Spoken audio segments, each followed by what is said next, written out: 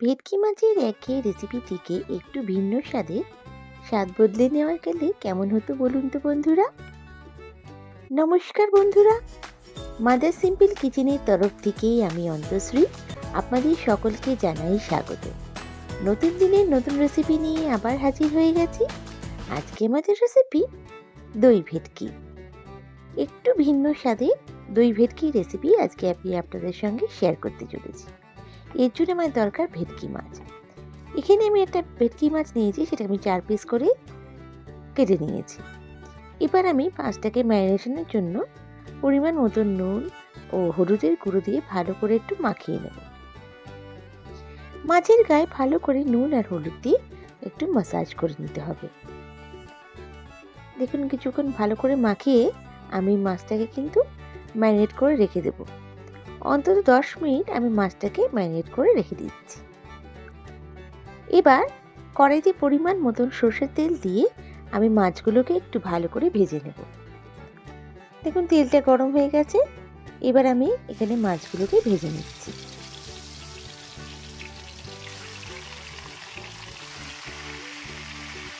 মাছের একদিকটা হয়ে গেলে একটু ভালো করে আমি এবার উল্টে পাল্টে নেব। খুব বেশি কড়া করে ভাজার দরকার নেই, যেহেতু ভেটকি মাছ এমনিতেই সফট মাছ। খুব বেশি করে কড়া করে ভাজলে কিন্তু ভেঙে যাওয়ার চান্স থাকে। দেখুন, আমার একটা দিক হালকা করে ভাজা হয়ে গেছে। আমি একটু উল্টে পাল্টে আবার অন্য দিকটাও ভেজে নিচ্ছি।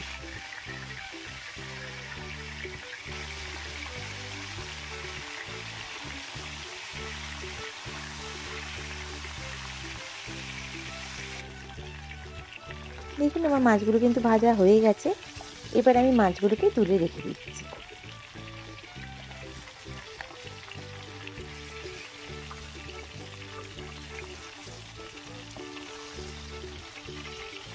সব মাছগুলোকে আমি তুলে রেখে দিলাম।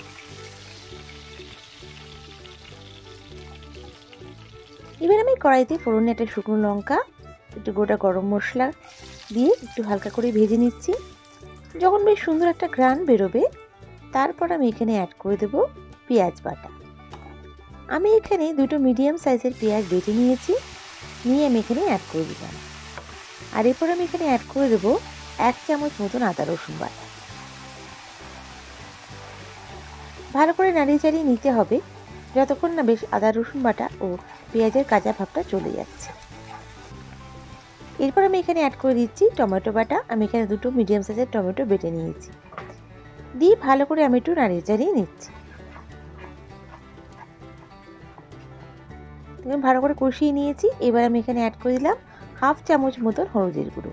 এখানে হলুদের গুঁড়োটা একটু কম ব্যবহার করা যাবে, যেহেতু এখানে দই দিয়ে আমি করছি রান্নাটা। এবার আমি দইটা ফেটিয়ে নিয়েছি। 100 গ্রাম মতন দইটা ফেটিয়ে আমি এখানে অ্যাড করে দিলাম। যখন আমি দইটা অ্যাড করব, তখন আমার গ্যাসের ফ্লেমটা কিন্তু লো করে দিতে হবে, না হলে ফেটে যাওয়ার চান্স থাকে। দেখুন, ভালো করে আমি একটু মিশিয়ে নিচ্ছি।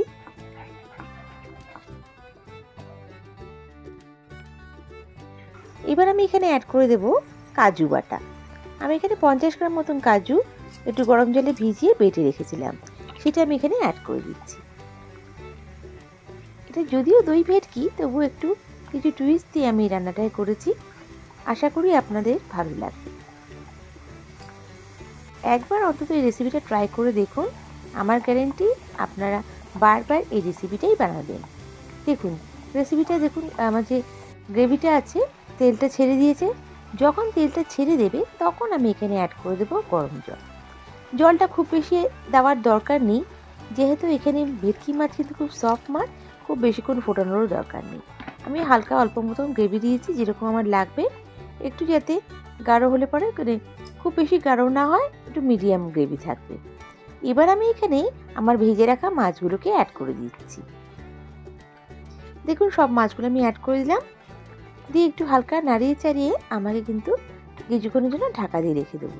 খুব বেশিক্ষণ ঢাকা দেওয়ার দরকার নেই, কিছুক্ষণ রাখলেই হয়ে যাবে। এখানে আমি অ্যাড করে দিচ্ছি কিছু কাঁচা লঙ্কা, আর ঢাকা দিয়ে আমি রান্না করছি। আমার রেসিপিটা কিন্তু একদম রেডি হয়ে গেছে। জাস্ট আমি এখানে 1 চামচ মতন গরম মশলার গুঁড়ো আর ধনেপাতা কুচি দিয়ে সার্ভ করব। গরম ভাতের সঙ্গে জাস্ট জমে যাবে এই দই ভেটকি। বন্ধুরা, আমার রেসিপিটা যদি একটুও ভালো লেগে থাকে, তাহলে লাইক করে সাবস্ক্রাইব করে আমার পাশে থেকে যাবেন। বেল বাটনটা প্রেস করবেন যাতে আমার রান্নার নোটিফিকেশনগুলো সবথেকে প্রথমে আপনারা পেয়ে যান।